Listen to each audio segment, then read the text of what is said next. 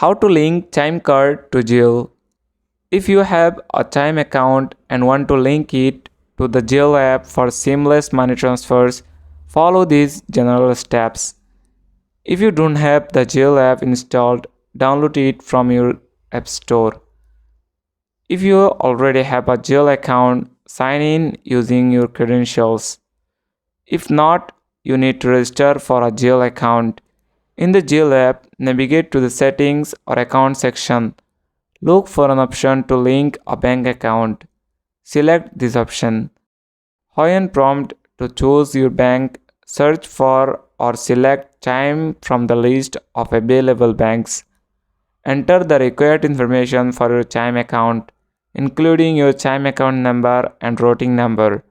Follow the on-screen instructions to complete the process of linking your Chime account to Zelle. That's it. Thanks for watching the video.